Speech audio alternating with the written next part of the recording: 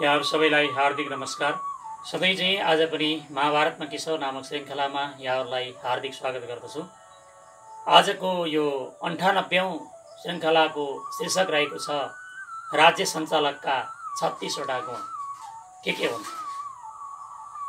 राज्य सञ्चालन गर्ने केन्द्रीय, प्रादेशिक र स्थानीय जुनसुकै तहमा रहेर राज्य सञ्चालन गर्ने प्रमुखहरूले यी राज्य सञ्चालनका 36 वटा गुणहरू पालना गर्नुपर्छ भन्ने सन्दर्भ यो महाभारतको र यो शान्ति पर्वबाट यो निबन्धको विषयवस्तु लिएको। राज्य सञ्चालनका सञ्चालकका, राज्य सञ्चालन गर्ने व्यक्तिका, सरकार प्रमुखका, गाउँपालिका प्रमुखका, नगर प्रमुखका, प्रदेश प्रमुखका यी गुणहरू हुनुपर्छ। यदि छैनन् भने पनि यिनलाई समय अनुकूल आत्मसात गर्दै जानुपर्छ भन्ने अपेक्षा यो निबन्धको राज्य सञ्चालकका 36 गुण। युधिष्ठिरले भीष्मसँग कस्तो आचरण गर्नाले राजाले यसलोक र परलोकमा पनि भविष्यमा सुख दिने पदार्थहरूलाई सुगमतापूर्वक प्राप्त गर्न सक्छन् भन्ने जिज्ञासा राख्छन्। त्यसको समाधान गर्ने सन्दर्भमा भीष्मले दया, उदारता आदि गुणहरूले युक्त भएको राजा जुन गुणहरूलाई आफ्नो आचरणमा ल्याएर उत्कर्ष लाभ प्राप्त गर्न सक्छ ती गुणहरू 36 वटा छन् र राजाले यी 36 गुणले सम्पन्न हुने चेष्टा गर्नुपर्दछ। सरकार प्रमुखले 36 वटा गुणले सम्पन्न हुने चेष्टा गर्नुपर्छ भन्ने कुरा व्यक्त गर्दछन्। राजाले पहिलो गुणका रूपमा धर्मको आचरण गर्नुपर्छ, परन्तु कटुता आउन दिनु हुँदैन। त्यस्तै दोस्रो गुणका रूपमा आस्तिक रहँदै अरूहरूका साथ प्रेमपूर्वक व्यवहार गर्नुपर्छ। तेस्रो गुण हो क्रूरताको आश्रय नलिकन अर्थको सङ्कलन गर्नुपर्छ, धन आर्जन गर्नुपर्छ, राज्यको कोष वृद्धि गर्नुपर्छ। त्यस्तै चौथो गुण छ र मर्यादाहरूको अतिक्रमण नगरिकन विषयहरूको भोग गर्नुपर्छ। राज्यको सत्तामा बसेँ भनेर सम्पूर्ण विषय भोगहरू गर्दै जनतालाई दुःख दिनु हुँदैन। त्यस्तै राज्य सञ्चालकको 5औं गुणमा कन्जुसी वा दरिद्रपन नल्याइकन प्रिय बन्नुपर्छ। कतिपय नेताहरू कन्जुसी हुन्छन्, जनताले केही सोध्यो भने बटारिन्छन्। त्यो कन्जुसीपना राज्य सञ्चालन गर्ने व्यक्तिमा हुनु हुँदैन। त्यस्तै 6औं गुण छ सुर र वीर बन्नुपर्छ, तर बढाइ चढाइ गरेर कुराकानी गर्न हुँदैन। बढाइ चढाइ गरेर कुराकानी गर्दा जनतामा असर पर्छ, परराष्ट्र सम्बन्धमा असर पर्छ। यस कारणले गर्दा सुर र वीरता देखाउनुपर्छ शत्रुहरूको लागि, तर बढाइ चढाइ गरेर जनतालाई शासन गर्नु हुँदैन। 7औं गुण छ दान दिनुपर्छ, तर अपात्रलाई दिनु हुँदैन। राज्यले सहयोग गर्नुपर्छ। जनताको कर लिएर राज्य सञ्चालन गर्दै गरेका सरकार प्रमुखहरूले आवश्यक परेमा दान दिन सक्नुपर्छ, तर अपात्रलाई दान दिनु हुँदैन। आफ्नै आसेपासेलाई राज्य कोषबाट सहयोगको नाममा दान दिएर राष्ट्रलाई कंगाल बनाउनु हुँदैन। 8औं गुण छ साहसी हुनुपर्छ, तर निष्ठुरी हुनु हुँदैन। 9औं गुण छ दुष्टहरूका साथमा मेल गर्न हुँदैन। कतिपय भ्रष्टाचारमा लिप्त भएका व्यक्तिहरूलाई हातमा लिएर राज्य सञ्चालन गरिरहेका उदाहरणहरू देखिन्छन्। त्यस्ता दुष्टहरूलाई साथ लिएर तिनीहरूको चाहिँ सङ्गत गर्नु हुँदैन। 10औं गुण छ बन्धुहरूका साथ लडाईँ वा झगडा गर्नु हुँदैन। जनताहरूसँग त गर्नै हुँदैन र आफ्नै पार्टीभित्र, आफ्नै सरकारभित्र झगडा गरेर लडाईँ गरेर बस्नु हुँदैन राज्य सञ्चालकहरू। 11औं गुण छ राजभक्त नभएका गुप्तचरबाट काम लिनु हुँदैन। जो राज्य देश भक्त छैन, पार्टी भक्त छ, दलको भक्त छ, त्यस्तो भक्तलाई गुप्तचर राजदूतको रूपमा नियुक्त गरेर त्यसले देशको हित गर्दैन, त्यस्तालाई नियुक्त गर्नु हुँदैन। 12औं गुण छ कसैलाई कष्ट नदिइकन आफ्नो कार्य सम्पन्न गर्नुपर्छ।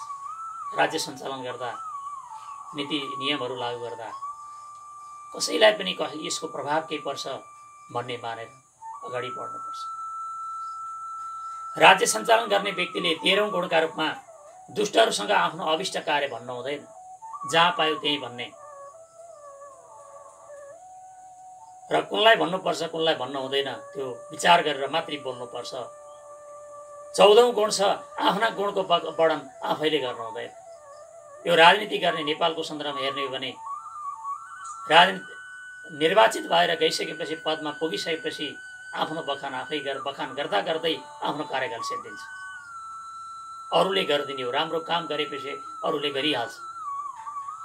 15औं गुण छ श्रेष्ठ व्यक्तिहरूबाट बलपूर्वक उनीहरूको धन अधिग्रहण गर्नु हुँदैन।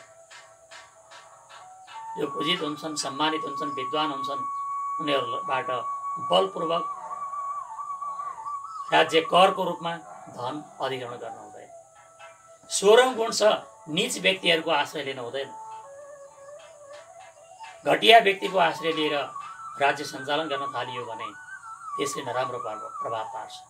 17औं गुण छ अपराधको राम्रोसँग परीक्षण नगरिकन कसैलाई दण्ड दिनु हुँदैन। आफ्ना चम्चाहरू आसेपासेले भनेर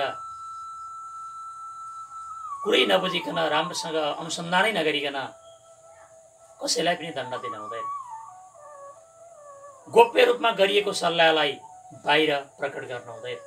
कतिपय राज्यका राजनीतिका आफ्ना देशका आफ्नै नीति नियमहरू हुन्छन्, गोप्य राख्नुपर्ने, ती कुरालाई गोप्य रूपमा राख्नुपर्छ, सल्लाह गरिएका कुरा। 18औं गुण छ 19औं गुण छ लोभीहरूलाई धन दिनु हुँदैन। 20औं गुण छ जसले कुनै बेला अपकार गरेको छ त्यसमाथि विश्वास गर्नु हुँदैन। सत्ता बचाउनु पर्यो भनेर अपकार गरेका व्यक्तिलाई हातमा लिएर राज्य सञ्चालन गर्नु हुँदैन। 21औं गुण छ ईर्ष्या रहित भएर आफ्नै श्रीमतीको रक्षा गर्नुपर्छ। ईर्ष्या रहित हुनु पर्यो राज्य सञ्चालन गर्ने व्यक्ति। राज्य सञ्चालकका जुन रानी हुन्छन्, प्रधानमन्त्रीहरूका चाहिँ मन्त्रीहरू हुन्छन्, उनीहरूलाई एउटा जनता, सामान्य जनताको व्यवहार गरेर उनीहरूको रक्षा गर्नुपर्छ। राजा शुद्ध रहनुपर्छ, किन्तु राजाले कसैको घृणा गर्नु हुँदैन। एउटा पार्टीले अर्को पार्टीलाई घृणा गर्ने यो अत्यन्त निन्दनीय कर्म मानिन्छ। शुद्ध आचरण आफू रहनुपर्छ, अरूलाई दोष देखाएर आफू शुद्ध हुन सकिँदैन। स्त्रीहरूको अधिक सेवन गर्नु हुँदैन। कतिपय यो 23औं गुण हो। धेरै अब राज्य सञ्चालकका माथिल्लो तहमा पुगिसकेका व्यक्तिहरू परस्त्री गमनबाट फसेका उदाहरणहरू धेरै छन् र तिनले आफ्नो प्रतिष्ठा पनि गुमाएका छन्। त्यस कारणले गर्दा स्त्रीहरूको अधिक सेवन गर्नु हुँदैन, बच्नुपर्छ। 24औं गुण छ शुद्ध र स्वादिष्ट भोजन गर्नुपर्छ, परन्तु अहितकर भोजन गर्नु हुँदैन। जस्तो भोजन गर्यो तदनुसारको व्यवहार राज्य सञ्चालकमा प्रवृत्त हुन्छ। त्यस कारणले अहितकर भोजन गर्नु हुँदैन। रातभरि भट्टीमा रहेर राजनेताहरू बस्ने जुन दुष्प्रवृत्ति छ त्यसबाट बच्न सक्नुपर्छ। देशको प्रमुख नेतृत्व गर्ने व्यक्तिले 25औं गुणका रूपमा उद्दण्डता छाडेर विनीत भावले माननीय व्यक्तिहरूको आदर सत्कार गर्न सक्नुपर्छ। म त प्रधानमन्त्री हुँ, मन्त्री हुँ, गाउँपालिका अध्यक्ष हुँ, नगरपालिकाको प्रमुख हुँ भनेर विद्वानहरूको, आफ्ना पूज्य गुरुहरूको, आदरणीय व्यक्तिहरूको तिरस्कार गर्न हुँदैन, उनलाई सत्कार गर्न सक्नुपर्छ। 26औं गुणका रूपमा निष्कपट भावले गुरुजनहरूको सेवा गर्नुपर्छ। 27औं गुणको रूपमा दम्भहीन भएर देवताहरूको पूजा गर्नुपर्छ। राज्यको जुन राज्य सञ्चालकमा हुनुपर्ने गुण यो पनि हो। धर्म नष्ट गरेर आफूभन्दा माथिल्लो निकाय केही न केही छ, आफ्नो अभिभावक पनि केही कोही छ भन्ने ठानेर सरकार प्रमुखले त्यसको अस्तित्व स्वीकार गर्नुपर्छ 28औं गुणका रूपमा अनिन्दित उपायद्वारा धन सम्पत्ति पाउने इच्छा राख्नुपर्छ। निन्दा नगरिने, निन्दा जुन धन कमाउँदा राज्यको कोषमा धन सञ्चय गर्दा त्यो अनिन्दित रूपमा धन सम्पत्ति आर्जन गर्नुपर्छ, लिनुपर्छ। कुनै वैदेशिक सहायता प्राप्त भयो भन्दैमा देशको कुनै भूभाग बेचेर, अस्तित्व बेचेर राज्य सञ्चालनका रूपमा कोष वृद्धि गर्नु हुँदैन। 29औं गुणका रूपमा हट छाडेर प्रेम वा सद्भावको पालना गर्नुपर्छ। कतिपय राजनेताहरूमा हट प्रवृत्ति देखिन्छ। त्यो हट छाडेर प्रेम र सद्भावपूर्ण तरिकाले जनतामाथि शासन गर्नुपर्छ। 30औं गुण छ कार्यकुशल हुनुपर्छ, किन्तु अवसरको ज्ञानबाट शून्य हुनु हुँदैन। कुन बेला के गर्ने भन्ने बारेमा अत्यन्त मनन गरेर समय अनुकूल त्यसलाई विचार गरेर अगाडि बढ्नुपर्छ। 31औं गुणका रूपमा मुक्तिका लागि कसैलाई सान्त्वना वा भरोसा दिनु हुँदैन। सान्त्वना वा भरोसा अनावश्यक दिनु हुँदैन। 32औं गुणका रूपमा कसैप्रति कृपा गर्दा आक्षेप लगाउनु हुँदैन। कसैलाई कृपा त गरिएको छ तर आक्षेप लगाइयो भने त्यो कुनै यसको अर्थ रहँदैन। 33औं गुणका रूपमा नजानिकन कसैमाथि प्रहार गर्न हुँदैन। मन, वचन र कर्मले प्रहार हुन्छ। मन, वचन र कर्मले प्रहार गरिन्छ। त्यसकारणले गर्दा यी कुराहरूबाट बच्नुपर्छ। प्रहार भनेको कार्यरूपमा हतियार मात्रै प्रहार होइन। मनले पनि प्रहार गरिन्छ, वचनले पनि प्रहार गरिन्छ। मनले गरेको त नदेखिएला, तर राज्य सञ्चालन गर्ने व्यक्तिले मन, वचनले प्रहार गर्न हुँदैन। यद्यपि मनले जे सोच्यो त्यही नै वचनले भन्ने हो र वचनले जे बोल्यो कर्मले पनि त्यही गर्ने हो। त्यसकारणले मनलाई शुद्ध बनाउन सक्नुपर्छ र वचन रूपमा र मन, वचन र कर्मले नजानिकन, तथ्य नबुझिकन कसैमाथि प्रहार गर्नु हुँदैन। 34औं गुण छ शत्रुहरूलाई मारेर शोक गर्न हुँदैन। फलानालाई त मारियो, मार्नै पर्ने थियो शत्रुलाई, तर मारिसकेपछि शोक गर्न हुँदैन। 35औं गुणका रूपमा अकस्मात कसैमाथि क्रोध गर्न हुँदैन। तत्काल क्रोध गर्दा त्यसले नराम्रो प्रभाव पार्छ। र अन्तिम तथा 36औं गुण रहेको छ कोमल हुनुपर्छ, परन्तु अपकार गर्नेहरूप्रति कोमल भाव राख्नु हुँदैन, कठोर बन्न सक्नुपर्छ। जनताप्रति, सच्चा राष्ट्रभक्तप्रति कोमल भाव राख्नुपर्छ, तर जसले अपकार गरेको छ, देशप्रति नराम्रो काम गरेको छ वा बाह्य वा आन्तरिक रूपमा त्यसप्रति कठोर पनि बन्न सक्नुपर्छ। यस श्लोकमा कल्याण चाहने राजा वा राज्य सञ्चालकले राज्यमा रहेर यिनै 36 गुणले युक्त व्यवहार गर्नुपर्छ, किनकि यसको विपरीत आचरण गर्ने राजा वा राज्य सञ्चालक महान विपत्ति वा भयमा पर्ने सम्भावना रहन्छ।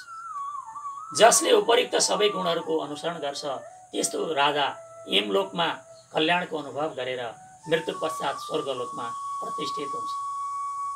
भीष्मले राजाका लागि बताएका उपयुक्त 36 गुणहरू राजा नभएका तर नवराजहरू भएका देशका लागि पनि अनुकरणीय देखिन्छ। परन्तु वर्तमानमा अधिकांश राजा वा नवराजहरू राजधर्मबाट विमुख हुँदै गएका कारण तिनीहरू जनताप्रति कटु व्यवहार गर्न उन्मुख भएको पाइन्छ।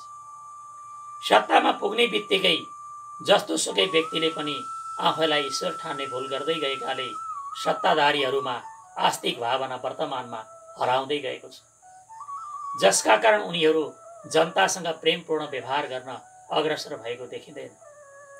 जनतासँग क्रूरतापूर्ण व्यवहार गरेर विभिन्न करहरू असुल्न थालिएको छ भने कर छल्ने ठुला ठुला व्यक्तिहरूलाई राज्यले करको दायरामा ल्याउन सकिरहेको छैन। जनताको दुःख दर्दमा मलम लगाउन छाडेर सत्ताधारीहरूले मर्यादाको उल्लङ्घन हुने गरी विषयभोग गरिरहेका छन्, ऐश आराम गरिरहेका छन्। आफू र आफ्ना दलको बढाइ चढाइ गरेर कुराकानी गर्ने दुष्प्रवृत्ति मौलाउँदै गएकाले राज्यका सञ्चालकहरूमा वास्तविक शुद्धता र वीरता हराउँदै गएको अनुभूति वर्तमानमा जनतालाई हुँदै गएको छ। वैदेशिक अनुदान लिन मात्र जान्ने तर पिछडिएका क्षेत्रको विकास गर्नका लागि योगदान नदिने प्रवृत्तिको गति द्रुततर रूपमा अघि बढ्दै गएको छ। चुनावका बेला साहसी बन्छौँ भने पनि चुनाव जितेपछि जनताप्रति निष्ठुर बन्ने प्रवृत्ति दोहोरियै छ। सज्जनहरूलाई किनारा लगाएर दुष्टहरूका साथ सङ्गत गर्ने प्रवृत्तिले प्रश्रय पाउँदै गएको छ। आफ्नै दाजुभाइहरूसँग लडाईँ गर्दा गर्दै विदेशी शत्रुहरूलाई चिन्न नसकिएको परिस्थितिले नयाँ नयाँ काँचुली फेरिरहेको छ। राज्यभक्त भन्दा दलभक्त गुप्तचरहरूबाट काम लिने परिपाटी बढ्दै गएको छ। कसैलाई कष्ट नदिकन आफ्नो काम सम्पन्न गर्न सकिँदैन भन्ने दुष्प्रवृत्ति देशभर जरा गाडेर फैलिँदैछ। आफ्ना गुणको आफैले बयान गर्न नजान्नेहरू सत्तामा टिक्नै छाडिसकेका छन्। वर्तमान घटियाहरूको आश्रय नलिकन राज्यले सास फेर्नै नसक्ने अवस्था भएको छ।